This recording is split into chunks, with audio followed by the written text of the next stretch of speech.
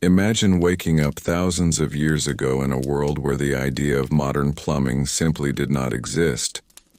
There are no porcelain toilets, no flushing systems, no pipes quietly carrying waste away beneath the streets.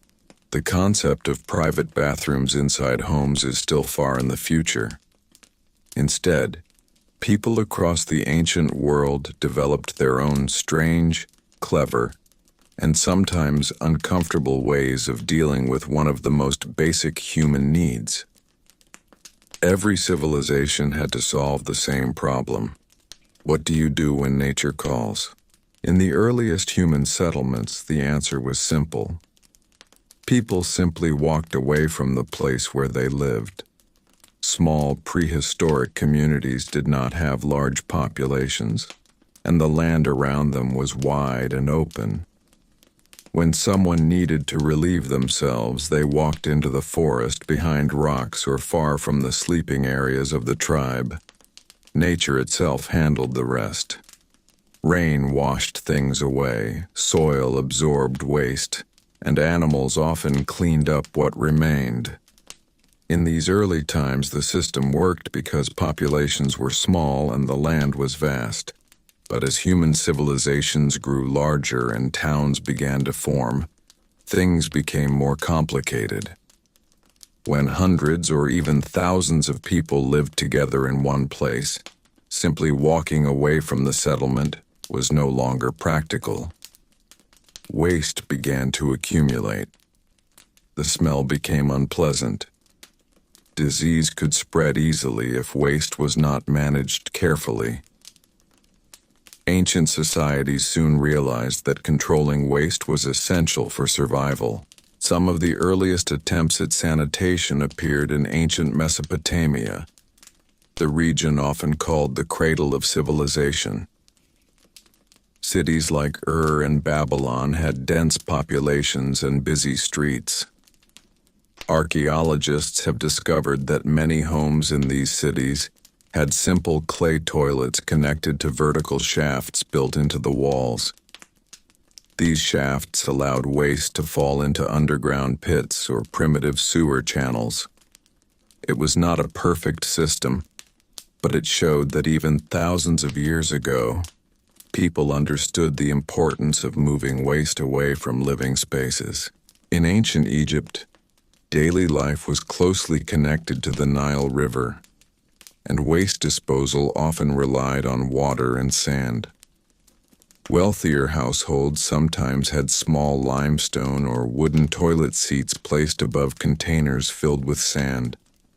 After use, servants would empty the containers and bury the contents away from the home.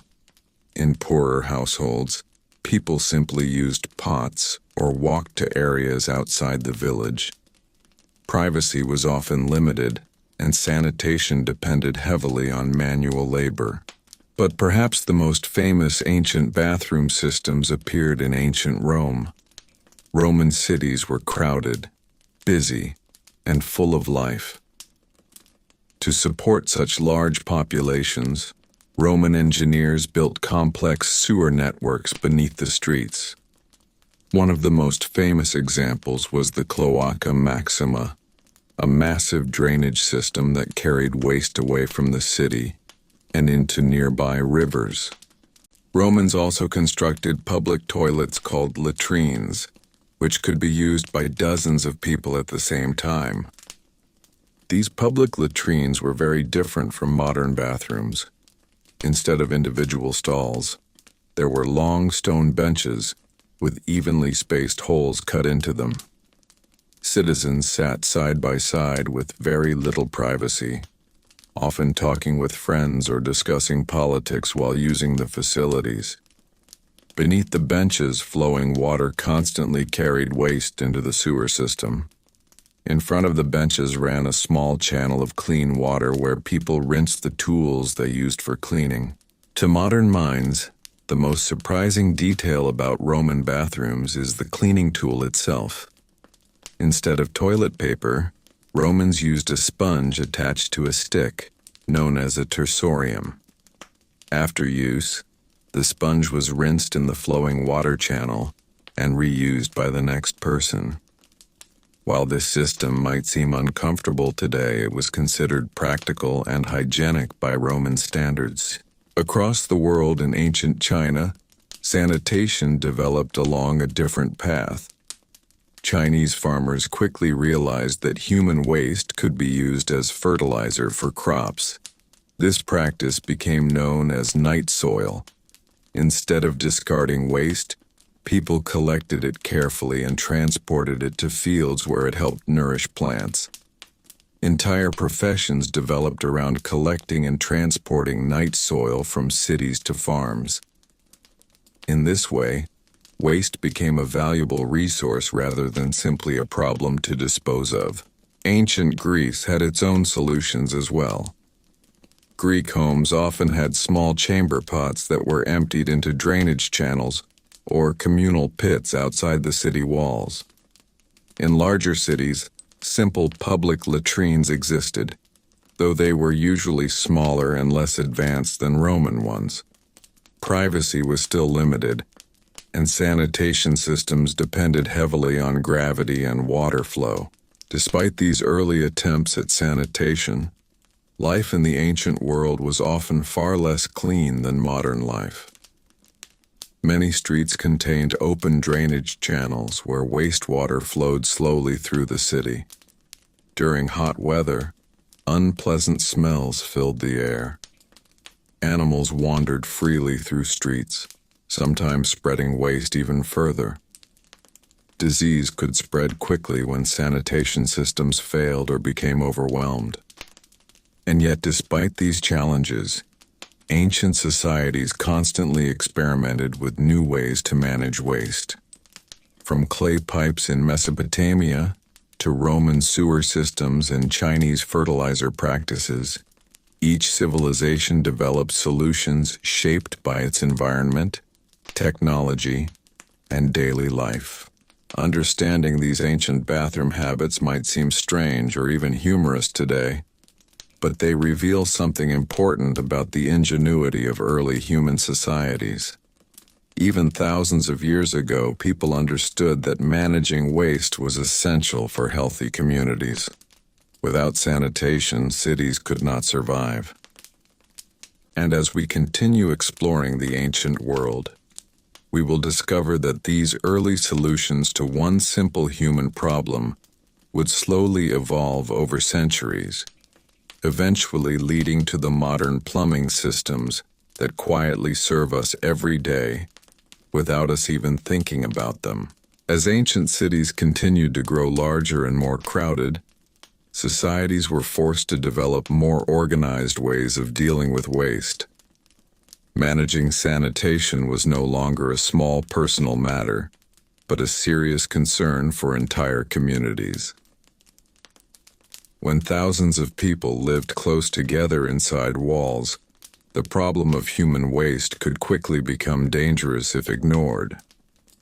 Smells, insects, and disease could spread rapidly through narrow streets and tightly packed homes. Because of this, many ancient civilizations began experimenting with systems that could move waste away from where people lived and worked. In the Roman world, sanitation reached a level of organization that surprised many later historians. Roman engineers believed strongly in building systems that kept cities functioning smoothly. Roads, aqueducts, baths, and sewers were all part of this larger vision of urban life. Public latrines were carefully designed spaces connected directly to flowing water channels. Beneath the stone seating benches ran a steady stream of water that carried waste into larger underground sewers. These sewers eventually emptied into rivers or into drainage systems outside the city walls. The design of Roman public toilets reflected the social nature of Roman daily life. People sat next to each other without partitions, often continuing conversations while using the facilities. Visiting the latrine was not necessarily a private moment, but simply another part of everyday activity. Friends might meet there while walking through the city. Merchants might pause during business, and travelers could rest briefly before continuing their journey. The flowing water beneath the benches helped reduce odor and keep the system functioning. The great sewer networks of Rome represented one of the most ambitious sanitation projects of the ancient world. Massive underground tunnels carried waste away from crowded neighborhoods. These tunnels were large enough for workers to enter and clean when necessary. Even during heavy rain, the sewer system helped drain water from streets and public spaces. The existence of such systems shows how seriously Romans viewed the challenge of keeping their cities clean enough to remain livable outside the Roman Empire. Other civilizations developed their own solutions shaped by local geography and culture. In ancient India, cities of the Indus Valley Civilization displayed surprisingly advanced sanitation thousands of years earlier. Archaeologists studying sites like Mohenjo-Daro discovered that many homes contained small rooms connected to brick-lined drainage channels. Waste flowed through pipes built beneath the streets, leading into covered sewers.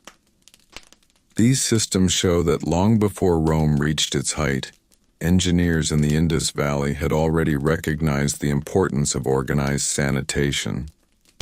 In ancient China, sanitation continued to follow a different path focused on agricultural use. Human waste was carefully collected and reused as fertilizer for farming. This practice was highly organized and became an essential part of food production. Farmers valued the nutrients found in waste because it helped crops grow more successfully. Cities therefore developed systems where waste collectors gathered material from homes and transported it to nearby farmland. This method turned what might have been a dangerous sanitation problem into a valuable agricultural resource. Across northern Europe and other regions where large sewer systems were less common, people relied more heavily on chamber pots and outdoor waste areas. Inside homes, individuals used containers during the night or during bad weather when leaving the house was inconvenient. These pots were emptied later in the day, often into designated pits or drainage ditches located outside the main living areas. While this method was simple, it required constant effort to prevent waste from building up too close to homes. Climate and geography also influenced how sanitation worked in different regions. In places with heavy rainfall, natural water flow could help carry waste away from settlements. In dry regions, waste pits were sometimes buried beneath layers of sand or soil to prevent odor and contamination. Some communities placed waste areas far from wells or water sources to avoid polluting drinking water. Even with these efforts, ancient sanitation was far from perfect. During hot seasons, the smell of waste could drift through streets, especially in densely populated areas. Animals such as dogs, pigs, and birds sometimes scattered waste further while searching for food. Flies and insects could gather around exposed areas, increasing the risk of disease. Because medical knowledge was limited, people often did not fully understand how sanitation problems contributed to illness. Yet despite these challenges, ancient societies continued trying to improve their systems. Builders experimented with better drainage channels, deeper pits, and stronger pipes. City planners began paying attention to how waste moved through neighborhoods. The development of sanitation slowly became part of the broader effort to create organized urban life. Looking back across the ancient world, it becomes clear that every civilization faced the same basic challenge. Human life always produces waste, and that waste must be managed carefully for communities to remain healthy. Whether through Roman sewer tunnels, Chinese agricultural recycling, or simple pits dug outside village walls, ancient people found practical solutions using the tools and knowledge available to them. These early systems may seem primitive compared with modern plumbing, but they represent the first steps in humanity's long effort to control sanitation. Over centuries, small improvements would accumulate, eventually leading to the complex water and sewer systems that modern cities rely on today. As ancient civilizations continued expanding and urban life became more complex, sanitation gradually turned into an important part of city planning, rather than just a private household problem. Streets became busier, homes were built closer together, and markets filled with people from early morning until late evening. When so many individuals shared the same narrow spaces, even small sanitation problems could quickly grow into serious threats for public health. Because of this, many ancient societies slowly developed customs, tools, and daily habits designed to keep waste under control. Inside ordinary homes across the ancient world, one of the most common solutions remained the simple chamber pot. These containers were usually made from clay, pottery, or metal, and were kept inside the house so people could use them during the night. Ancient houses often had multiple levels connected by steep staircases, and walking outside after dark could be inconvenient or unsafe. A chamber pot placed beside the bed solved this problem. In the morning, the contents were carried outside and emptied into designated waste pits, drainage ditches, or sometimes directly into nearby rivers or streams. In some ancient cities, the act of emptying chamber pots became part of daily routine. People stepped into the streets early in the morning to dispose of waste before the busy hours of trade and work began. Servants in wealthy households handled this task, while ordinary families managed it themselves. Over time, communities created informal habits about where waste should be thrown, so that the worst odors remained away from living areas. Although this system was far less controlled than modern sanitation, it helped reduce the most immediate problems created by crowded urban life. Public bathhouses, which were especially common in Roman and Greek cities, also played an indirect role in sanitation culture. These bathhouses allowed citizens to wash their bodies regularly, which helped reduce disease and maintain general cleanliness. Large bathing complexes included pools of warm water, cold water, and steam rooms where people relaxed after work or exercise. While these bathhouses were not bathrooms in the modern sense, they reflected an understanding that maintaining hygiene was an important part of healthy city life. In Roman bath complexes, water constantly flowed through pipes supplied by aqueducts that carried fresh water from distant mountains. After passing through the baths, the used water drained into sewer systems beneath the city. This constant movement of water helped flush waste from public latrines and street drains, creating a network where water and sanitation worked together. Although the technology was limited compared with modern plumbing, the basic idea of moving water through cities to remove waste had already taken root. Elsewhere in the ancient world, different cultures solved sanitation problems using the materials available in their environments. In regions where wood was abundant, simple wooden seats were built above pits dug into the ground. These pits were sometimes covered with soil after they filled, and new ones were dug nearby. In desert environments, dry sand could help absorb waste quickly, reducing smell and slowing the spread of insects. Another interesting aspect of ancient sanitation involved the tools people used for cleaning after using the bathroom. Because toilet paper had not yet been invented, every culture relied on its own practical alternatives. Romans used the famous sponge on a stick that was rinsed in water after each use. In ancient Greece, people sometimes used small rounded stones or pieces of broken pottery to clean themselves. In parts of Asia, water was often used directly for washing. In other regions, leaves, grass, or soft pieces of cloth served the same purpose. These practices might seem unusual today, but they reflected the creativity of people living in very different environments. Every civilization found ways to adapt to its surroundings while solving the same basic human need. Despite these attempts at sanitation, ancient cities still faced frequent challenges. Flooding could overwhelm drainage systems, pushing waste back into streets. Heavy rains sometimes carried waste into wells or rivers used for drinking water. During long dry seasons, waste pits might fill more quickly than expected. Because medical science had not yet discovered bacteria and microscopic disease, people did not fully understand how contamination spread through water and food. Even so, many ancient cultures recognized that foul smells and dirty surroundings often appeared alongside sickness. This observation encouraged communities to keep waste areas separate from markets, homes, and water supplies whenever possible.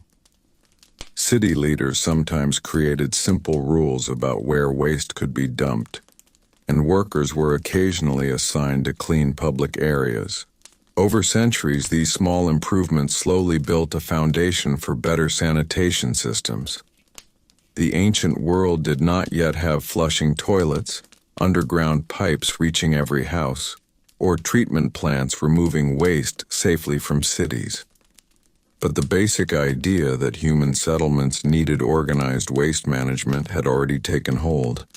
And as civilization continued evolving, the lessons learned from these early sanitation systems would quietly shape the future development of plumbing, hygiene, and urban planning for thousands of years to come.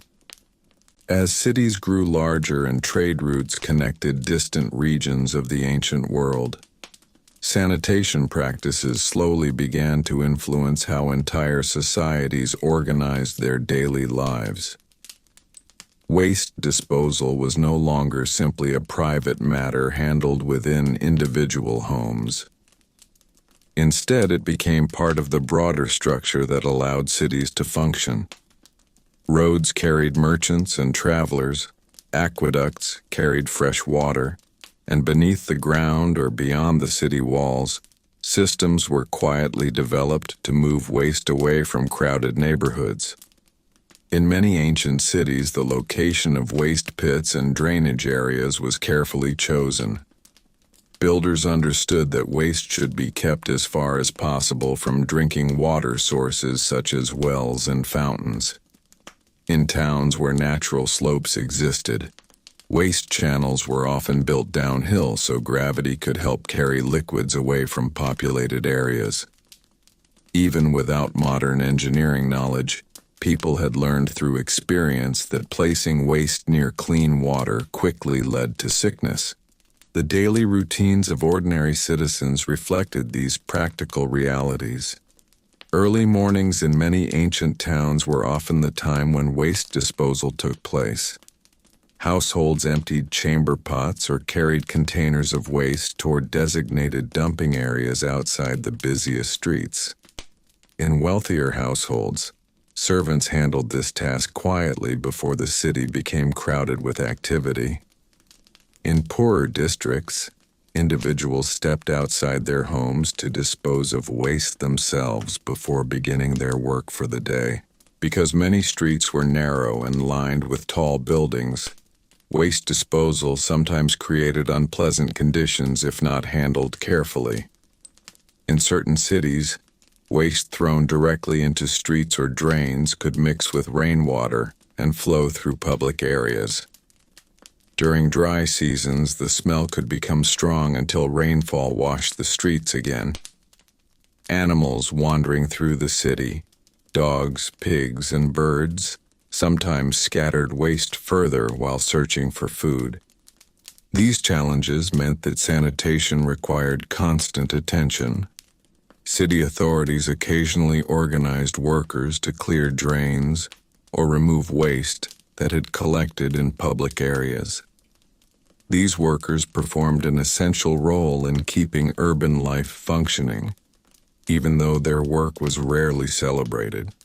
Without such efforts, crowded settlements could quickly become unhealthy places to live. In some regions, creative solutions emerged to handle waste more efficiently. Ancient cities sometimes placed public latrines close to markets or gathering places where large numbers of people spent their time. This reduced the likelihood that individuals would relieve themselves in nearby streets or alleys. The placement of these facilities also allowed waste to be collected or flushed away more easily. The construction of these public toilets varied depending on the materials available in each region.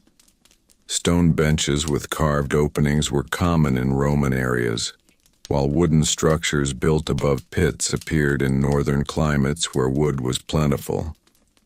In certain settlements, simple shelters were built around waste pits to provide a small amount of privacy. These structures were not elaborate, but they helped manage sanitation in areas where large populations gathered. Another important element of ancient sanitation involved water management. Water was not only necessary for drinking and bathing, but it also played a crucial role in washing away waste. Civilizations that built aqueducts, canals, or irrigation systems often found that these same water networks could assist with sanitation. Flowing water diluted waste and carried it away from busy areas. In Roman cities, for example, water from baths and fountains eventually flowed into drainage channels connected to the sewer system. This constant movement of water helped prevent waste from remaining stagnant beneath the city. Although these systems were far less advanced than modern plumbing, they represented an early understanding of how water could help keep urban environments cleaner. Meanwhile, in agricultural societies such as ancient China, waste management continued to serve a dual purpose. Farmers relied on the nutrients found in human waste to fertilize their crops. Rather than treating waste only as a problem, they saw it as a valuable resource. Waste collected from cities was transported to fields where it helped crops grow stronger and produce larger harvests. This system required careful organization and transportation, but it allowed cities and farms to support each other in a cycle that benefited both. Across the ancient world, these varied practices demonstrated the adaptability of human communities. Each civilization faced the same basic challenge of managing waste in crowded environments. Yet each developed solutions shaped by its geography, climate, and cultural habits. Some relied heavily on water systems, others on agricultural recycling, and still others on simple pits and containers placed carefully around settlements. Although sanitation in ancient times often appears primitive when compared with modern standards, these early efforts reveal a steady progression of knowledge. People observed the connection between cleanliness and health, experimented with different disposal methods, and gradually improved their systems over generations. In doing so, ancient societies laid the groundwork for the sanitation practices that would continue evolving through the centuries, slowly transforming the way humans lived together in cities across the world. As the centuries passed and civilizations continued to expand, sanitation practices slowly became woven into the structure of everyday life. What had once been a simple personal activity carried out far from a settlement had evolved into an organized routine shaped by architecture, social customs, and the growing complexity of urban living. In ancient cities where thousands of people lived within protective walls, the challenge of managing human waste became an unavoidable part of maintaining order and stability. One of the most noticeable aspects of sanitation in the ancient world was the lack of privacy that modern people often take for granted. Today, bathrooms are designed to be quiet, private spaces separated by walls and doors. In many ancient societies, however, the act of using the bathroom was treated as a normal part of daily life that did not require complete isolation. This was especially visible in the large public latrines built by the Romans. These spaces were often constructed as long rooms lined with stone benches containing evenly spaced openings. Citizens sat side by side, sometimes continuing conversations while taking care of their needs. The atmosphere inside these public facilities could feel surprisingly social. Friends who met while walking through the city might sit together and discuss politics, trade, or family matters. Travelers could pause during long journeys through busy streets. In this way, the latrine functioned not only as a sanitation system, but also as another gathering point within the urban environment. The design reflected a culture that placed less emphasis on strict privacy and more on shared public life. Even in societies where public facilities were less common, the communal nature of daily living meant that sanitation rarely occurred in total isolation. Families living in small homes often shared the same chamber pots or waste containers. Servants in wealthy households handled the task of emptying these containers and cleaning the areas where they were used. In poorer homes, family members took turns carrying waste outside to disposal pits or drainage areas. The tools people used for personal cleaning also reveal much about the practical thinking of ancient cultures. Because paper was rare and expensive for most of history, civilizations relied on objects that could be reused or easily found in nature. Romans used sponges attached to wooden sticks that were rinsed in flowing water. Greeks sometimes used smooth stones or pieces of pottery shaped to fit comfortably in the hand.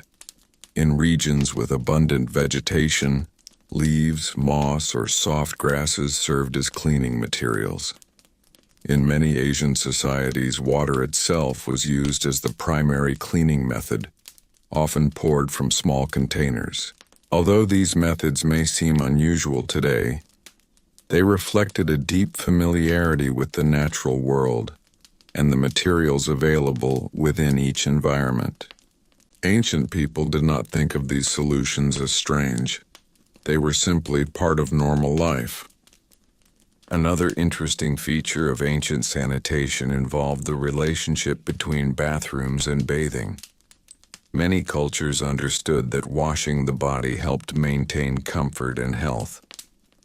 Roman bathhouses were famous for their size and popularity, drawing citizens from all social classes. These bath complexes contained pools of warm water, cold water, and steam rooms where visitors could relax and clean themselves after a day of work. The water used in these baths eventually drained into the sewer system, helping flush waste from nearby latrines. In Greek culture, smaller bathing facilities also existed, and athletes often washed themselves after training or competition. In ancient Egypt, regular washing was considered an important part of daily hygiene, especially in the hot climate along the Nile. Even when formal plumbing systems were limited, people still valued the connection between cleanliness and well-being. Despite these efforts, sanitation remained one of the most difficult challenges faced by ancient cities. When populations grew rapidly, waste systems sometimes struggled to keep up. Drainage channels could become blocked, pits could overflow, and waste might accumulate in areas where people walked and worked. During periods of heavy rain, flooded streets sometimes carried waste through neighborhoods before it could drain away. Because knowledge of bacteria and microscopic disease had not yet been discovered, ancient societies often explained illness using other ideas. Some believed that foul smells carried sickness through the air, a theory later called miasma. While this explanation was not scientifically accurate, it did encourage people to remove waste and keep living areas as clean as possible. The continuing effort to improve sanitation gradually shaped the design of ancient cities. Builders began to include drainage channels beneath streets, waste pits at the edges of settlements, and public latrines near busy gathering places. These features helped reduce the worst sanitation problems and allowed large populations to live together more successfully. Through centuries of trial and experience, ancient civilizations slowly built the first foundations of organized sanitation. Although their systems were simple compared with modern plumbing, they demonstrated a growing awareness that managing waste was essential for the health and survival of any community.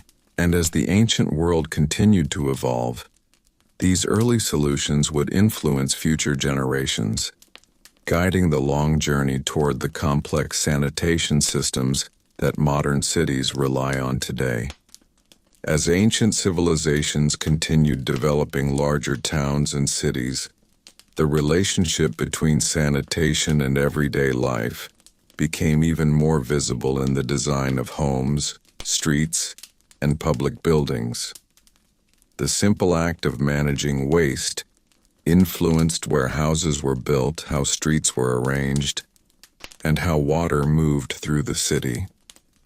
Although ancient engineers did not possess modern scientific knowledge about bacteria or sanitation systems, they gradually learned through observation and experience that waste needed to be separated from places where people ate, slept, and gathered. Inside many homes across the ancient world, the bathroom as we understand it today did not exist as a separate room. Instead, households adapted small spaces or containers to manage daily needs. A simple stool with an opening cut into the seat might be placed above a container or pit, allowing waste to collect in a controlled space. In some houses, particularly those belonging to wealthier families in Roman cities, toilets were connected directly to drainage channels beneath the building. These early forms of indoor sanitation were rare, but show how architecture slowly adapted to make daily life more comfortable. The layout of ancient cities often reflected the need to control waste and water flow. Streets were sometimes slightly sloped, so that rainwater could carry debris and waste toward drainage channels. These channels ran along the edges of roads or beneath stone coverings, allowing water and waste to move away from crowded areas. In cities where large sewer systems existed, these drains connected to underground tunnels that eventually carried waste outside the city walls. The presence of these drainage systems reveals how deeply sanitation was connected to urban planning. Builders understood that waste left standing in streets or near homes created unpleasant living conditions. By guiding water through carefully placed channels, they could reduce the smell and accumulation of waste while also helping prevent flooding during storms. In rural areas and small villages, sanitation looked very different from the systems found in large cities. Many villages relied on simple pits dug into the ground a short distance away from houses. These pits were sometimes covered with wooden boards or small shelters to provide a little privacy. When a pit filled up, it was covered with soil, and a new pit was dug nearby. Over time, the buried waste broke down naturally within the earth. This method, although simple, worked well in communities where population density remained low. Because there were fewer people and more open land, waste could be buried safely without threatening water supplies or creating overwhelming odors. Another fascinating aspect of ancient sanitation involved the way people adapted to different climates. In colder northern regions, outdoor pits could freeze during winter months, making them difficult to use. As a result, chamber pots inside homes became especially important during cold seasons. Families used these containers overnight and emptied them during the warmer daylight hours. In warmer climates, outdoor sanitation areas remained easier to use throughout the year. However, heat often intensified unpleasant smells and attracted insects, creating other challenges for maintaining cleanliness. Communities in these regions sometimes placed waste pits farther from homes or used sand and soil to help absorb liquids and reduce odor. The daily routines surrounding sanitation were also shaped by social structure. In wealthy households, servants or slaves often handled the less pleasant tasks of emptying waste containers and cleaning sanitation areas. This arrangement allowed the household owners to avoid direct contact with waste while still maintaining a relatively clean living environment. In poorer households where servants were not available, family members themselves performed these duties as part of normal daily chores. Markets and public gathering areas required particular attention because large numbers of people visited them each day. City officials sometimes placed public latrines near these busy spaces so that waste would not accumulate in the streets. These facilities allowed travelers, merchants, and workers to use designated sanitation areas rather than searching for private places nearby. Despite all these efforts, ancient sanitation systems still struggled to keep pace with growing populations. As cities became more crowded, waste management grew increasingly difficult. Drainage channels could clog with debris, pits could fill faster than expected, and strong rains could carry waste back into living areas. Even so, the steady effort to improve sanitation shows how seriously ancient societies took the challenge of maintaining livable cities. Through experimentation, observation, and practical experience, they developed systems that allowed thousands of people to share the same space while reducing the worst effects of waste accumulation.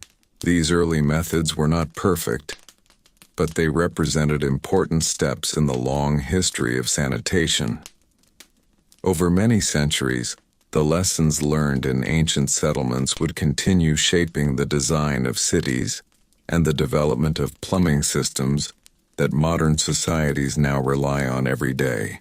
As sanitation systems continued evolving across the ancient world, it became increasingly clear that managing waste was not only a matter of comfort, but also one of survival.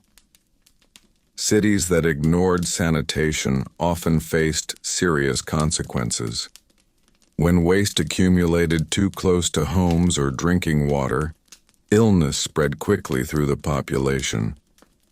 Although ancient societies did not understand germs or bacteria, they gradually noticed patterns linking dirty surroundings with sickness. This observation encouraged communities to take waste management more seriously and to refine the systems they had already begun developing. In many ancient towns, wells served as the primary source of drinking water. Because of this, protecting wells from contamination became extremely important. Builders learned to place waste pits and drainage channels far from water sources whenever possible. In some cities, strict habits developed around where waste could be disposed of. Even without written rules, local customs helped guide people towards safer practices. Water itself played a powerful role in ancient sanitation.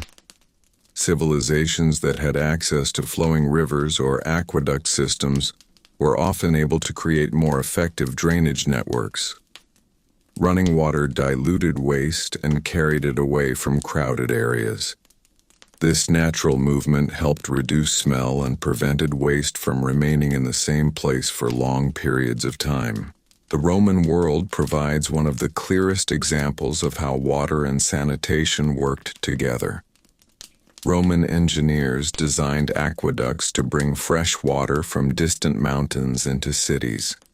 This water supplied fountains, baths, and homes. After being used, the water flowed into drains and sewers beneath the streets. These underground channels gradually carried waste out of the city and into nearby rivers. Although the system was simple compared to modern plumbing, the continuous movement of water helped keep Roman cities relatively cleaner than many other ancient settlements. But even the Roman system had limits. During periods of heavy rain, sewers could overflow and push waste back into streets. In very crowded neighborhoods, waste sometimes accumulated faster than the drainage systems could carry it away. Workers occasionally had to enter sewer tunnels to clear blockages and keep the flow moving. These workers performed difficult and unpleasant tasks, yet their efforts were essential for maintaining the health of the city. Beyond the Roman world, other civilizations also experimented with creative sanitation practices. In ancient Japan, waste management developed in a way similar to the agricultural system seen in China. Human waste was not viewed simply as something to discard. Instead, farmers collected it carefully and used it to fertilize crops. This method helped improve soil quality and increased food production for growing populations. Because waste had agricultural value, people in some regions actually competed to collect it from cities. Farmers transported it to their fields where it nourished rice plants and other crops. This cycle created a connection between urban sanitation and rural agriculture that lasted for centuries. Meanwhile, in Northern Europe and other regions without large sewer systems, sanitation continued relying heavily on simple pits, containers, and natural decomposition. Waste buried in the ground eventually broke down into soil. While this method worked well in smaller communities, it became less effective as settlements expanded and populations grew. Social customs also shaped how sanitation worked in daily life. Many people developed habits designed to avoid spreading waste unnecessarily. Travelers leaving cities often relieved themselves outside the walls rather than inside crowded streets. Farmers working in open fields used the natural environment around them. These practices helped reduce pressure on urban sanitation systems, especially in places where infrastructure remained limited. Another interesting detail from ancient sanitation history involves the placement of toilets in multi-story buildings. In some Roman apartment blocks known as insulae, upper floors did not always have direct access to toilets connected to sewers. Residents sometimes relied on chamber pots, which were emptied into street drains or waste pits below. This system could create unpleasant conditions for pedestrians if waste was thrown directly into the street. Because of this, some cities developed informal expectations about when waste should be disposed of. Early morning or late evening hours were often considered more appropriate times for emptying containers when fewer people were walking through the streets. These small customs reveal how sanitation shaped the rhythm of daily life. People adjusted their routines, architecture, and city planning around the constant need to manage waste. Even though ancient systems lacked modern technology, they demonstrated a growing understanding that sanitation was essential for keeping communities healthy and functioning. Over centuries, these experiences gradually built a body of knowledge that future generations would expand upon. What began as simple pits and containers slowly evolved into organized sewer systems and planned drainage networks. Each civilization added new ideas, adapting old methods and improving them step by step. And as history continued moving forward, these early sanitation experiments would eventually inspire the complex plumbing systems that modern societies depend on every single day. As ancient cities continued expanding, the daily act of using the bathroom became deeply connected with architecture, urban planning, and even social behavior. Sanitation was no longer simply a personal matter handled privately within homes or fields. In growing cities filled with thousands of people living close together, managing waste became a collective responsibility shared by the entire community. Streets, buildings, and water systems had to work together to prevent waste from overwhelming the environment in which people lived. Public latrines became an important feature of many ancient cities, especially in the Roman world. These structures were often built from stone and designed with long rows of seats placed side by side. Beneath the seats ran a continuous flow of water that carried waste away into underground sewer channels. For many modern observers, the most surprising detail about these public facilities is how social they were. Unlike modern bathrooms designed for privacy, ancient public latrines were often communal spaces where people sat close to one another, without walls separating them. Visitors could enter these spaces, take a seat, and even engage in conversation with neighbors while going about their daily routine. Merchants discussed business, friends exchanged news, and travelers rested briefly during long journeys. The bathroom, in this sense, became another place for social interaction within the rhythm of city life. Running water played a crucial role in keeping these public spaces usable. Channels beneath the seats carried waste into larger sewer systems, while smaller water streams sometimes flowed along the floor in front of the seats. These shallow channels were used for cleaning sponges attached to sticks, which served as the ancient equivalent of toilet paper. After use, the sponge could be rinsed in the flowing water and left ready for the next person. Although this method may seem unusual today, it reflected the practical solutions people developed with the materials available to them. Water, stone, and simple tools allowed ancient sanitation systems to function surprisingly well within the technological limits of the time. The design of these facilities also reveals how carefully Roman engineers studied water movement. Floors were often slightly sloped so that liquids flowed naturally toward drainage channels. Stone seats were carved with smooth openings and arranged in a continuous line, allowing multiple users at once. Beneath the building, underground tunnels carried waste away through the city's sewer network. The largest of these sewer systems, such as Rome's famous Cloaca Maxima, functioned as the backbone of urban sanitation. Originally built to drain swampy land during the early development of the city, the system eventually became a major channel for carrying wastewater and sewage away from populated areas. Large stone tunnels allowed water to move steadily beneath the streets, preventing waste from accumulating above ground. Yet despite these impressive engineering achievements, sanitation remained an ongoing challenge. Ancient sewer systems relied heavily on gravity and water flow, which meant they worked best when maintained carefully. If debris blocked a tunnel or if water supply decreased, waste could back up into the streets or public spaces. Maintaining these systems required constant effort from workers responsible for cleaning and repairing the underground passages. Beyond the cities, sanitation continued to follow simpler patterns. Farmers working in fields used natural areas for relief, often choosing locations away from water sources or crops.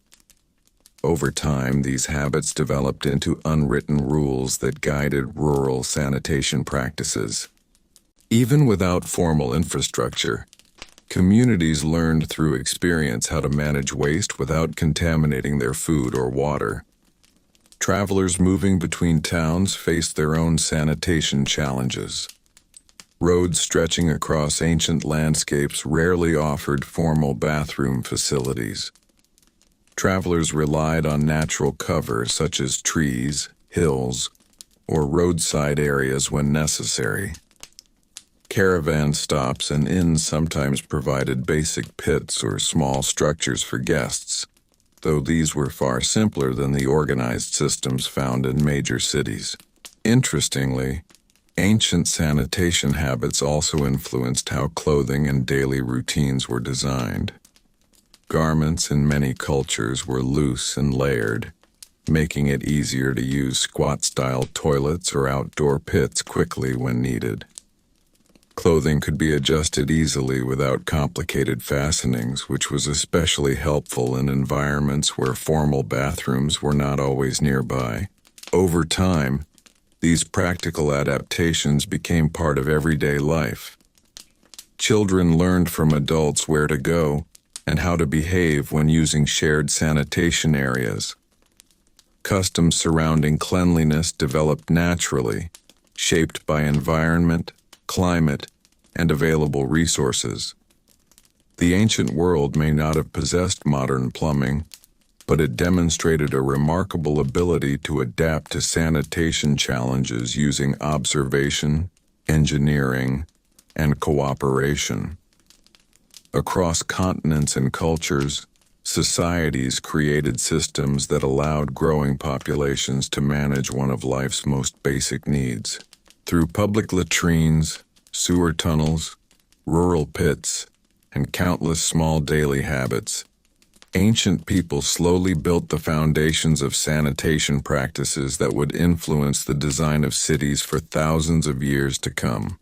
As cities continued growing larger and more complex, sanitation slowly became woven into the invisible structure of everyday life.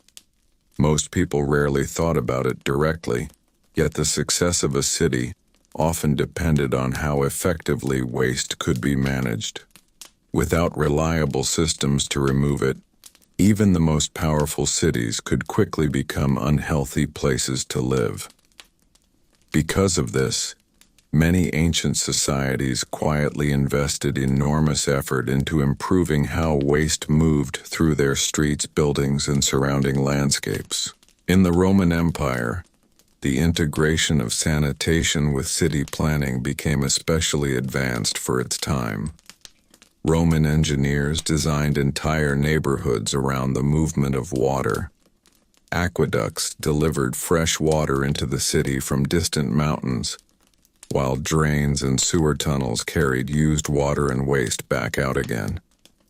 The idea was simple but effective: keep water moving, and waste would not remain in one place long enough to become overwhelming. Many Roman houses built in wealthier districts were connected directly to small drainage channels beneath the floors. These channels linked with larger sewer tunnels under the streets. When a household toilet was used, water flowing through the system carried waste away automatically. This system was not identical to modern plumbing, but the basic concept of flushing waste using moving water was already present. In poorer districts, however, sanitation remained less organized. Apartment buildings known as insulae housed large numbers of people in tightly packed spaces. These buildings often rose several stories high, and the upper floors usually lacked direct connections to sewer systems. Residents relied on chamber pots inside their homes, especially during the night. In the morning, the contents had to be emptied into designated drains, pits, or waste areas outside the building. Because of this arrangement, the streets of crowded neighborhoods sometimes experienced unpleasant conditions. Waste disposal depended heavily on the discipline of residents and the availability of drainage channels. City authorities occasionally issued guidelines encouraging people to dispose of waste carefully, rather than simply throwing it into the street. Despite these difficulties, Roman cities still maintained sanitation systems that were far more advanced than those found in many other regions of the ancient world. Visitors from distant lands sometimes wrote about the impressive network of baths, fountains, and sewer tunnels that kept water circulating through the city. Public baths in particular required large quantities of fresh water, and the drainage from these facilities helped push wastewater through sewer systems on a regular basis. Public bathhouses themselves also played a role in hygiene and sanitation. Visitors washed their bodies using water, oils, and scraping tools, removing dirt and sweat before entering pools of warm water. The wastewater from these baths eventually flowed into the city's drainage network, contributing to the constant movement of water through the system. Elsewhere in the ancient world, different cultures developed their own sanitation approaches shaped by environment and resources. In ancient India, cities belonging to the Indus Valley Civilization had already demonstrated surprisingly advanced sanitation systems thousands of years earlier. Archaeologists have discovered houses with private bathrooms connected to covered drains running along the streets. These drains carried wastewater away from homes and into larger channels outside the city. The presence of brick-lined drainage systems in these early settlements suggests that ancient builders already understood the importance of guiding wastewater away from living spaces. Each house often had a small bathing area with sloped floors, allowing water to flow into the street drains. These systems represent some of the earliest examples of organized sanitation infrastructure in human history. In ancient Greece, sanitation combined public facilities with simpler household arrangements. Greek cities often had communal latrines, but many homes still relied on chamber pots or nearby pits. Waste was sometimes collected and transported outside city walls, where it could decompose naturally. Meanwhile, in ancient Egypt, sanitation relied heavily on the dry desert environment. Waste buried in sandy soil decomposed quickly due to heat and dryness. Houses in some Egyptian towns contained simple wooden toilet seats placed over containers filled with sand. After use, the sand absorbed liquid and reduced odor, making disposal easier. The variety of these methods reveals how sanitation systems always reflected local conditions. A desert environment encouraged different solutions than a rainy northern landscape. A densely populated city required more complex infrastructure than a small rural village. Across these different cultures, one pattern remained consistent. People gradually learned that waste needed to move away from places where humans lived and drank water.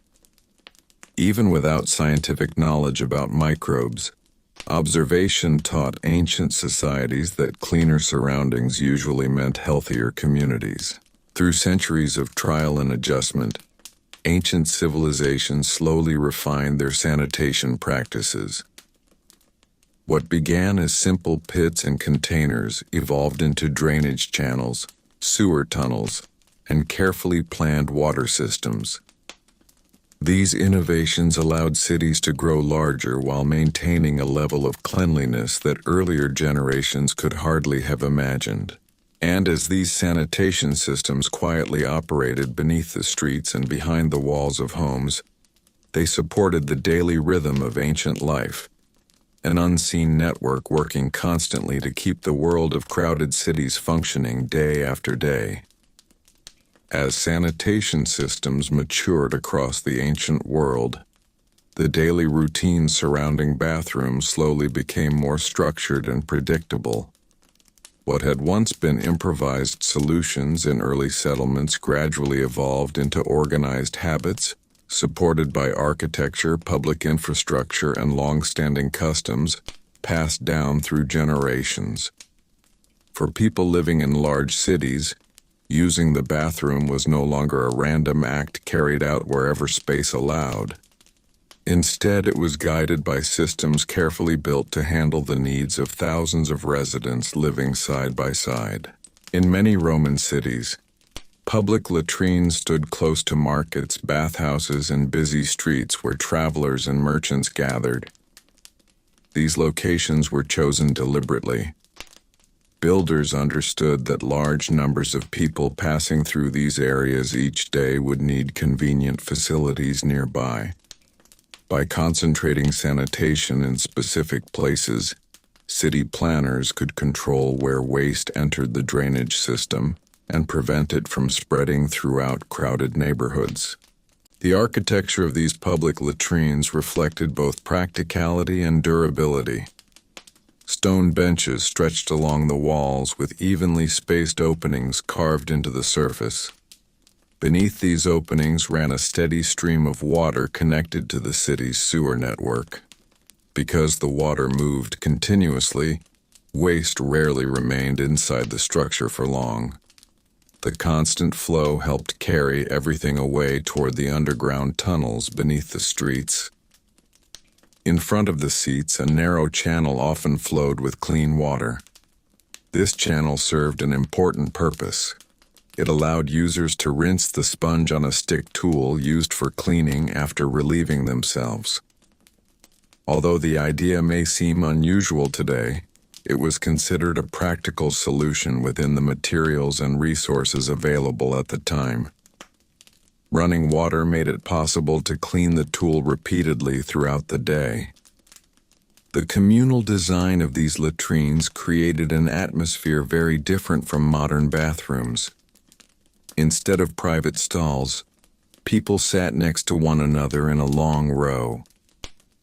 Conversation often continued naturally as individuals went about their routine. Travelers discussed the conditions of the roads. Merchants spoke about trade goods, and local citizens exchanged news about events in the city. In this way, even sanitation spaces became part of the social life of the community. Despite their openness, these spaces were not chaotic. The design encouraged orderly use. The benches kept people seated in fixed positions, while the flowing water beneath ensured that waste moved away efficiently. Workers responsible for maintaining the facilities periodically cleaned the floors and checked the drainage channels to keep them clear. The role of maintenance was critical in keeping these systems functional. Sewer tunnels beneath Roman cities required constant supervision. Over time, debris such as stones, broken pottery, or accumulated sediment could block the flow of water. Workers entered the underground passages to remove these obstacles and restore the current of waste moving through the tunnels. These tasks were difficult and sometimes dangerous, yet they were necessary to keep the sanitation system operating. In smaller towns across the Roman provinces, sanitation infrastructure varied widely depending on local resources. Some settlements built simplified versions of public latrines connected to drainage channels, while others relied on communal pits located at the edge of town. These pits were covered or surrounded by wooden structures to provide modest privacy. When the pits filled over time, they were covered with soil and new pits were dug nearby. This cycle of digging, filling, and covering pits allowed smaller communities to manage waste without constructing large sewer networks. The earth itself played an important role in breaking down organic material. Over months and years, buried waste decomposed and gradually became part of the soil. Another important factor shaping sanitation was the availability of water. Regions with abundant rivers or aqueduct systems could rely on flowing water to transport waste. In drier regions where water was scarce, communities used sand, ash, or soil to absorb moisture and reduce odor. These materials helped manage waste in climates where flushing systems were not possible. Even clothing styles sometimes reflected sanitation needs. Loose robes, tunics, and layered garments allowed people to squat easily when using pit toilets or outdoor areas. Tight or complex clothing would have made these tasks far more difficult. As a result, practical design influenced the way many cultures dressed for daily life. Over centuries, these habits became so normal that most people rarely thought about them. Children learned where to go, how to use communal facilities, and how to dispose of waste properly simply by observing adults. Sanitation became one of those quiet systems that supported everyday life without demanding constant attention. Yet beneath this ordinary routine existed an enormous network of engineering, labor, and tradition. Aqueducts brought water across mountains. Sewer tunnels carried waste beneath busy streets. Workers cleaned drains, repaired stone channels, and maintained public latrines so that cities could function smoothly. The ancient world may not have possessed modern plumbing, but through observation, creativity, and persistence, people developed systems that allowed dense populations to live together with a surprising level of organization.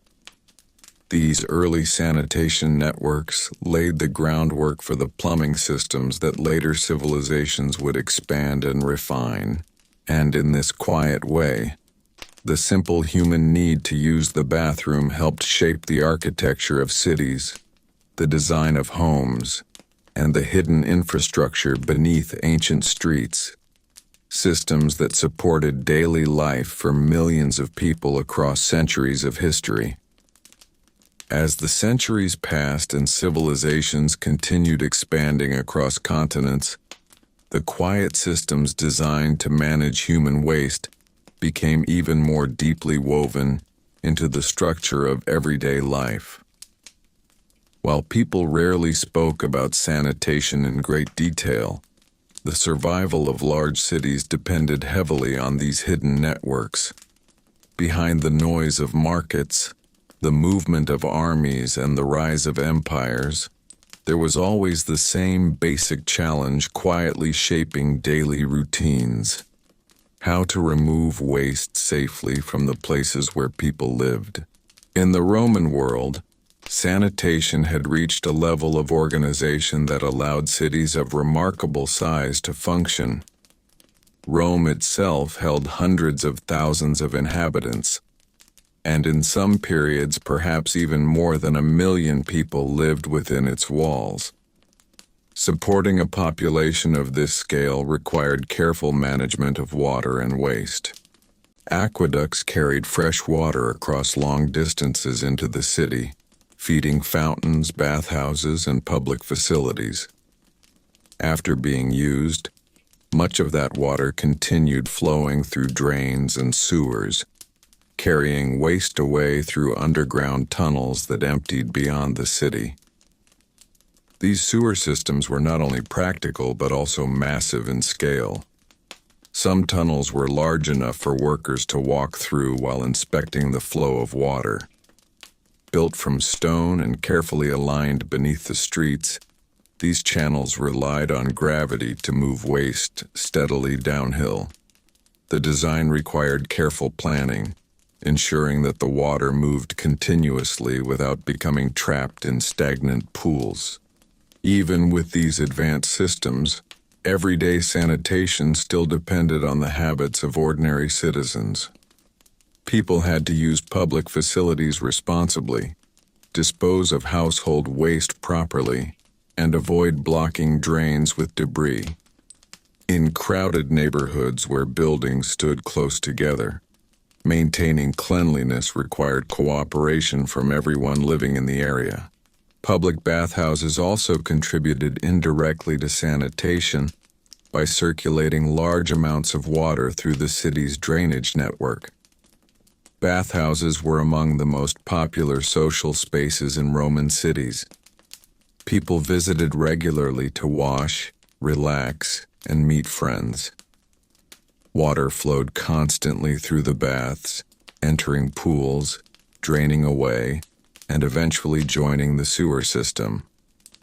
This constant movement helped keep water circulating beneath the streets.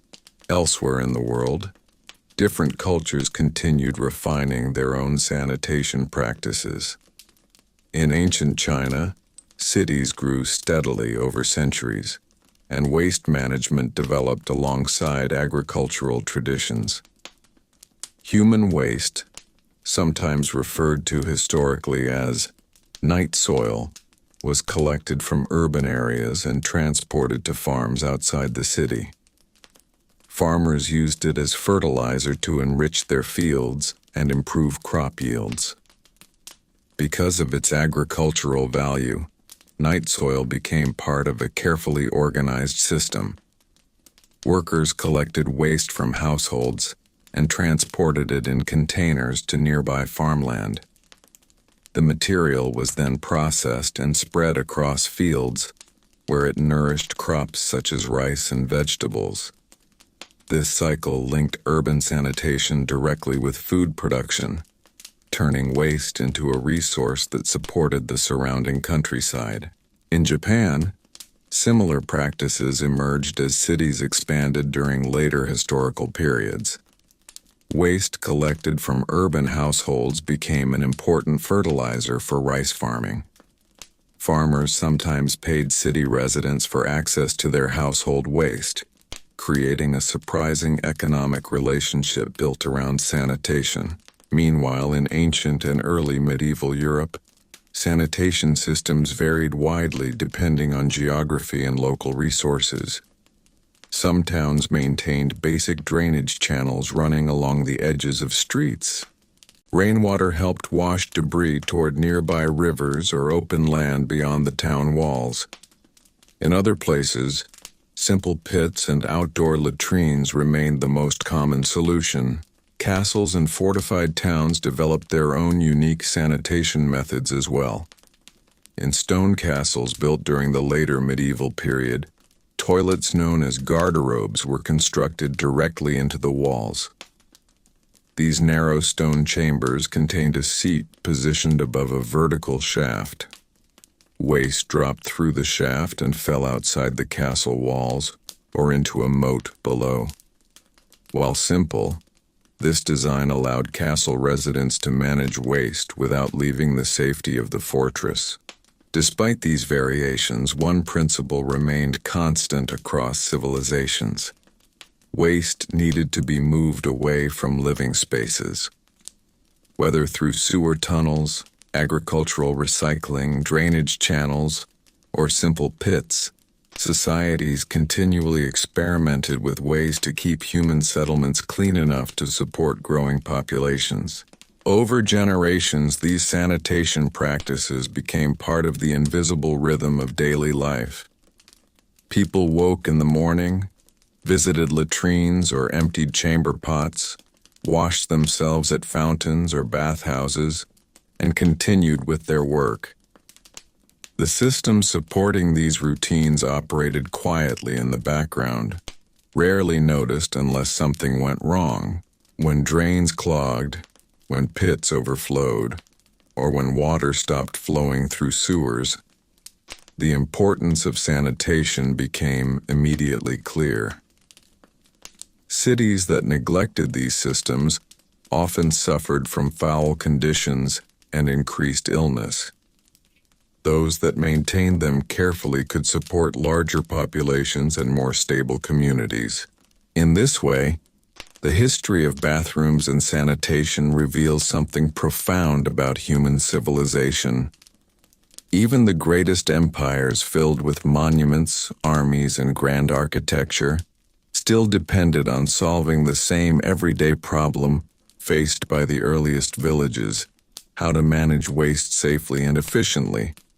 Through centuries of experimentation and adaptation, ancient societies slowly built the foundations of sanitation systems that would eventually lead to modern plumbing, underground sewer networks, and the private bathrooms that people now take for granted every single day.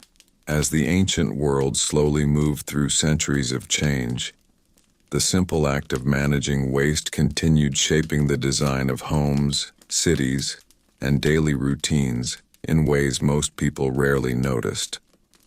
Sanitation remained a quiet but essential system operating beneath the surface of civilization. Without it, even the most powerful empires would have struggled to maintain the crowded urban life that defined their culture. In many ancient cities, the placement of bathrooms and waste systems was closely tied to water access. Water determined where people built their homes, where public spaces were located, and how sanitation networks were arranged beneath the streets.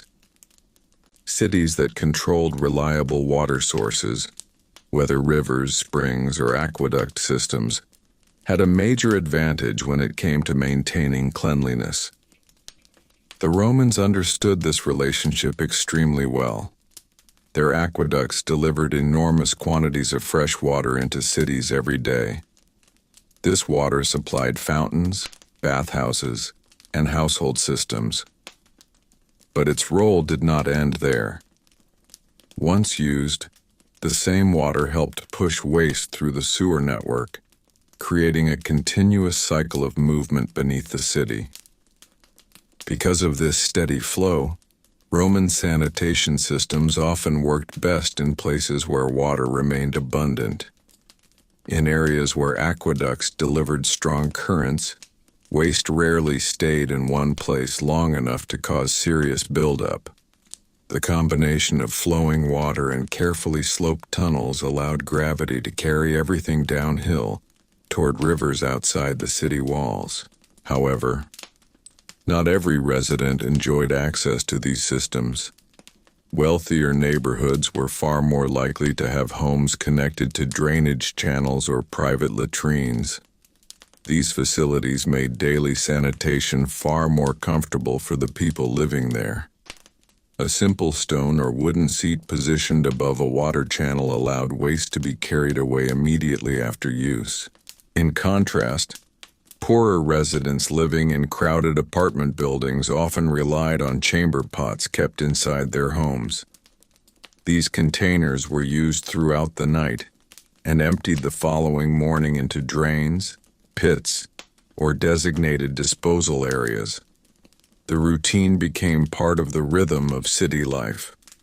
Early mornings often saw residents stepping into the streets to empty containers before beginning their daily work. City authorities sometimes attempted to regulate this process to prevent waste from being thrown directly into busy streets. Although enforcement varied widely, many cities encouraged residents to dispose of waste in specific drains or pits rather than simply dumping it anywhere. The presence of public fountains also played a subtle role in sanitation. These fountains provided fresh water for drinking, washing, and cleaning. People used them to rinse hands, wash tools, and clean containers. In a time before modern plumbing inside every home, public water sources were essential for maintaining basic hygiene. Meanwhile, bathhouses served as major centers of cleanliness across many ancient cultures. In Roman cities especially, visiting the baths was a common daily activity. People bathed not only for hygiene, but also for relaxation and social interaction. The baths required enormous amounts of water which constantly flowed through pools, drains, and heating systems. After passing through the baths, the used water joined the drainage network and helped flush waste through the sewers. In many ways, these bathhouses functioned as engines driving the sanitation system forward. The constant flow of water prevented stagnation and kept the underground tunnels active. Outside large cities, sanitation practices remained much simpler. Villages and rural communities relied mostly on pits dug into the ground. These pits were often located a short distance away from houses, wells, and cooking areas. When one pit filled, it was covered with soil and another was dug nearby. Over time, the buried waste decomposed naturally and returned to the earth. This method worked surprisingly well in small settlements where space was available and populations remained relatively low. The natural processes of soil and bacteria gradually broke down organic waste without the need for complex infrastructure. Climate also influenced sanitation choices. In dry desert regions, sand absorbed moisture and reduced odor quickly. Waste, buried in sandy soil, decomposed faster than it might in wetter environments. In colder climates, however, frozen ground sometimes made digging pits difficult during winter months. People in these regions relied more heavily on indoor containers and temporary storage until warmer weather returned. Through all of these variations, one thing remained consistent across the ancient world. People were constantly adapting their sanitation systems to the conditions around them. Geography, climate, population size, and available materials all shaped the solutions different societies created. Although ancient sanitation methods may appear primitive when compared to modern plumbing, they represent thousands of years of experimentation and observation. Generation after generation refined these systems, gradually improving how waste was removed from homes, streets, and public spaces. What began as simple pits outside early villages slowly evolved into underground sewer networks, engineered water channels, and organized urban sanitation systems. These early innovations laid the foundation for the complex plumbing infrastructure that modern cities depend on today. And while ancient people rarely spoke about bathrooms in grand historical records, the systems they built quietly supported every aspect of urban life, from the crowded markets of Rome to the agricultural fields of China and the small villages scattered across the landscapes of the ancient world. As ancient civilizations continued to expand and evolve, the systems built to handle waste quietly became one of the most important foundations of urban life. Behind the temples, markets, and palaces that defined great cities, there was always a hidden network working continuously beneath the surface. Drains, channels, pits, and tunnels carried away the waste produced by thousands of people every day. Without these systems functioning properly, even the most advanced cities could quickly become difficult places to live. In many ancient settlements, sanitation gradually became part of architectural planning, rather than an afterthought. Builders learned that placing toilets and drainage systems in the right locations could greatly improve comfort inside homes. In Roman houses, for example, some toilets were built close to kitchens or courtyards where water was already available. This allowed waste to be flushed away more easily using buckets of water or nearby drainage channels. The design of these household toilets remained simple but practical. A wooden or stone seat was positioned above a vertical pipe or small channel leading to the sewer system beneath the street. When water was poured into the opening, it carried waste downward into the underground tunnels. While this method required manual effort rather than automatic flushing, it demonstrated an early understanding of how water could be used to move waste efficiently. In larger Roman homes known as domus, sanitation facilities sometimes connected directly to the same drainage network used by kitchens and bath areas. Wastewater from cooking and washing flowed through small pipes beneath the floors, eventually joining larger channels outside the building. This arrangement allowed different parts of the household to share the same drainage system, reducing the need for separate waste pits. The presence of such systems highlights how sanitation was gradually integrated into daily life, Instead of treating waste disposal as an isolated task performed far from the house, architects began incorporating it into the structure of the home itself. Public buildings also reflected this growing attention to sanitation. Markets, bathhouses, and theaters often included nearby latrines designed to serve large numbers of visitors. These facilities prevented people from relieving themselves in streets or open spaces around crowded gathering areas. By concentrating sanitation in specific locations connected to sewer systems, cities could maintain cleaner environments for trade, entertainment, and social activity.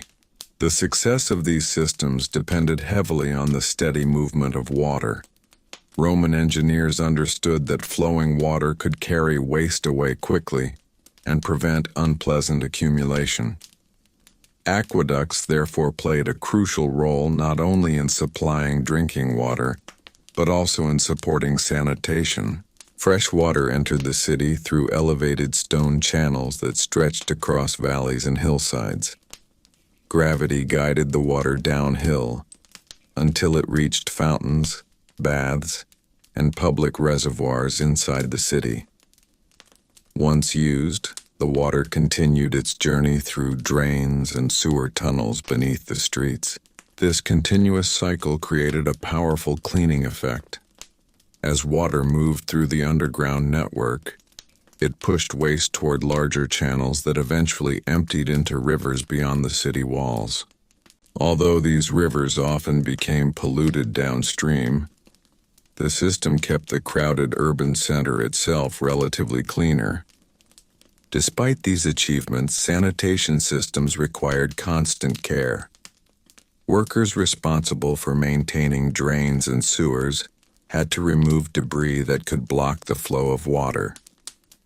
Broken pottery, sand, leaves, and other materials sometimes entered the drainage network and accumulated inside the tunnels. When this happened, workers climbed down into the underground passages to clear the obstruction. These maintenance workers performed essential tasks that allowed the entire sanitation system to continue operating. Without their efforts, blockages could cause waste to back up into streets or public buildings, creating serious problems for the surrounding neighborhoods. Beyond the Roman world, other civilizations continued adapting sanitation practices to fit their own environments. In ancient China, the reuse of human waste as fertilizer remained one of the most efficient sanitation systems developed before modern times. Farmers carefully collected waste from urban areas and transported it to agricultural fields where it enriched the soil. This method created a complete cycle linking city life with rural farming. Waste produced by city residents returned to the land as nutrients supporting new crops. These crops were then harvested and brought back to the cities as food, continuing the cycle once again. In many parts of the ancient world, sanitation therefore became closely connected with agriculture, water management, and urban planning. What began as a simple necessity slowly evolved into a complex network of practices that supported entire societies. People living in these cities rarely thought about the systems beneath their feet. Yet every day as they walked through markets, visited bathhouses, or returned home after work, waste flowed quietly through channels and tunnels, carrying it away from the places where they lived. This hidden infrastructure allowed ancient cities to grow larger and more organized than earlier settlements. Through careful observation and practical engineering, ancient societies developed sanitation systems that sustained millions of people long before modern plumbing was ever invented. As sanitation systems continued evolving across different civilizations, people slowly developed habits and routines that helped keep their communities livable despite the growing challenges of crowded cities. Managing waste was not only about building drains or digging pits. It also depended on everyday behavior. The way people used these systems, the way they disposed of waste, and the way they maintained shared facilities all played an important role in keeping ancient towns functioning. In large Roman cities, public latrines remained one of the most recognizable parts of the sanitation system. These facilities were carefully designed to handle large numbers of visitors throughout the day. Stone benches lined the walls, with evenly spaced openings cut into the surface. Beneath the seats ran flowing water connected to underground sewer channels. Because the water moved continuously, waste rarely stayed inside the building for long before being carried away. What often surprises modern observers is how open and social these spaces were. Instead of individual stalls, people sat side by side along the benches. Conversation was common. Friends talked about daily events. Merchants discussed trade, and travelers shared stories from distant roads. The act of using the bathroom was treated as a normal part of life, rather than something hidden behind walls and doors. The floor of these latrines was usually made of stone and slightly sloped, so that any spilled water flowed toward drains. Workers responsible for maintaining the building cleaned the area regularly and ensured that the channels beneath the seats remained clear. Without this maintenance, waste could accumulate quickly, so these workers were essential to the smooth operation of the facility. Another interesting feature of Roman latrines was the shallow water channel that often ran along the floor in front of the seats. This channel allowed people to rinse the sponge on a stick cleaning tool used after relieving themselves. The sponge could be washed in the flowing water and then placed back for the next user. Although the practice may seem unusual today, it was considered practical in a world where paper products did not yet exist. Outside the large cities, sanitation systems were usually much simpler. Small towns and villages relied on basic pits dug into the ground. These pits were often placed a short distance away from houses and wells so that waste would not contaminate drinking water. When a pit became full, it was covered with soil and a new pit was dug nearby. Over time, the buried waste decomposed naturally within the soil. This process returned nutrients to the earth and prevented waste from building up in living areas. While simple, this method worked well in communities where the population remained relatively small and land was available for new pits. In agricultural societies, waste sometimes played an even more active role in farming. Farmers recognized that organic material could improve soil quality. In parts of China and later in Japan, human waste collected from cities was transported to farms where it was used as fertilizer. This system created a continuous cycle, connecting urban life with agricultural production. City residents produced waste each day, workers collected it, and farmers used it to nourish crops. Those crops were then harvested and sold back to the city markets. In this way, sanitation became part of a larger economic and environmental system that supported both urban and rural communities. Climate also influenced how sanitation systems developed. In hot, dry regions such as Egypt and parts of the Middle East, waste buried in sandy soil decomposed relatively quickly. The dry environment reduced moisture and helped limit strong odors. Houses in some Egyptian towns used containers filled with sand beneath wooden toilet seats. After use, the sand absorbed liquid and made disposal easier. In colder northern regions, sanitation practices had to adapt to frozen ground during winter months. Digging new pits could become difficult when the soil hardened. Families relied more heavily on indoor containers during cold seasons and emptied them once temperatures rose again.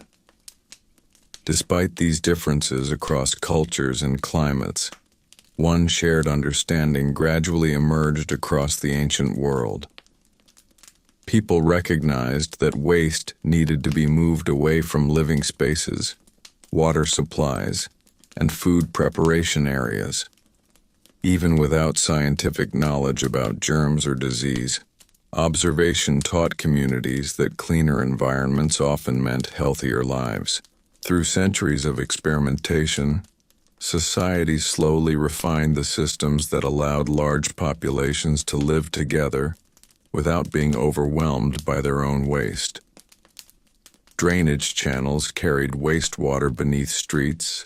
Sewer tunnels transported waste outside city walls, and simple pits allowed smaller communities to manage sanitation effectively. All of these solutions, whether simple or complex, formed part of a long historical journey. Step by step, ancient civilizations learned how to manage one of the most basic challenges of human life. Their ideas and innovations would eventually influence the development of modern sanitation systems used around the world today. As the long history of ancient sanitation continued unfolding across centuries, one quiet truth remained constant. Every civilization, no matter how powerful or advanced, had to solve the same basic human problem. Cities could build temples, roads, armies, and palaces, but none of those achievements could survive long without systems to remove waste from the places where people lived. The ability to manage sanitation often determined whether a settlement could grow into a thriving city or collapse under the weight of its own population. In the largest ancient cities, sanitation gradually became part of the invisible framework supporting daily life. Beneath busy streets where merchants sold goods and travelers passed through crowded markets, networks of drainage channels carried wastewater away from homes and public buildings. These systems operated quietly below ground, rarely noticed by the people walking above them. Yet they were constantly working to keep the city livable. Roman cities offer one of the clearest examples of how deeply sanitation had become connected with urban design. Engineers carefully planned the slope of streets so that rainwater naturally flowed toward drainage channels. These channels fed into underground tunnels that transported water and waste beyond the city walls. Even small architectural details, such as the placement of drains at street corners, helped guide water through the city in controlled ways. The famous sewer system of Rome, including the massive Cloaca Maxima, continued functioning for centuries because it relied on simple but reliable principles. Gravity pulled water downward through the tunnels, while the steady flow from fountains, baths, and households helped keep waste moving. Workers regularly inspected these underground passages to remove debris that might block the current. Despite these impressive systems, everyday sanitation still depended heavily on the habits of ordinary people. Families needed to empty chamber pots carefully, use public latrines responsibly, and avoid dumping waste into places where it could clog drains or contaminate water sources. The success of the entire sanitation network relied not only on engineering, but also on cooperation from the population.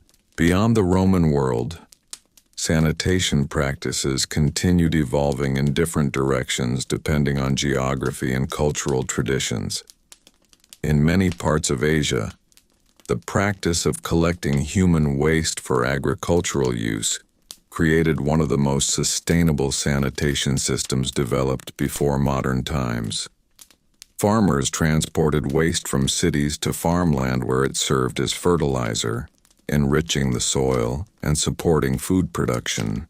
This system created a continuous cycle connecting urban and rural life. Waste from city households nourished crops in nearby fields, and those crops later returned to the city as food sold in markets. What might have been considered a simple disposal problem became part of an organized agricultural economy. In smaller villages across Europe, Africa, and the Middle East, sanitation remained closely tied to the natural landscape. Pits dug into the ground, simple wooden shelters or areas set aside beyond the edge of the settlement allowed communities to manage waste without complex infrastructure. When these pits filled over time, they were covered with soil and new ones were created nearby. Although these solutions may appear basic compared to modern plumbing, they reflected careful observation of how nature worked. Soil absorbed liquids, organic material decomposed gradually, and distance from water sources helped protect drinking supplies. Communities learned through experience which practices kept their surroundings healthier. Travelers moving between settlements also developed habits that reflected these realities. Roads stretching across ancient landscapes rarely offered formal facilities. Instead, travelers relied on natural cover along the roadside or fields away from water sources. Caravan stops and inns sometimes provided simple pits or small latrines for guests, though these remained far simpler than the systems found in major cities. Clothing styles, architecture, and daily schedules all quietly adapted to these sanitation practices. Loose garments allowed people to squat easily when using outdoor pits or simple toilets. Morning routines often included visiting communal latrines or emptying household containers before beginning work. Over generations, these habits became normal parts of daily life. What is remarkable about this long history is how consistently humans found ways to solve the same problem in different environments. Whether through underground sewer tunnels in Rome, agricultural recycling systems in China, sand-filled containers in Egypt, or simple pits in rural villages, every culture developed practical methods suited to its surroundings.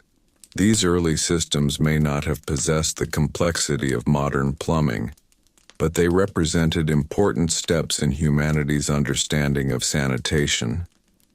Each generation built upon the knowledge of the previous one, gradually improving how waste was managed in homes, streets, and cities. Today, modern bathrooms with running water, flush toilets, and underground sewage systems may feel ordinary and effortless. Yet behind these conveniences lies a history stretching back thousands of years. Ancient engineers, farmers, builders, and ordinary citizens all contributed to the slow evolution of sanitation practices that support modern life.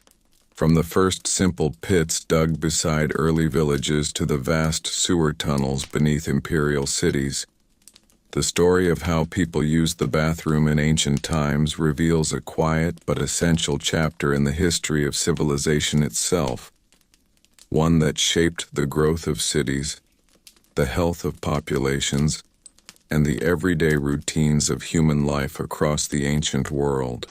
If you enjoyed drifting through this calm journey into forgotten daily life of the ancient world, consider liking the video and subscribing to the channel.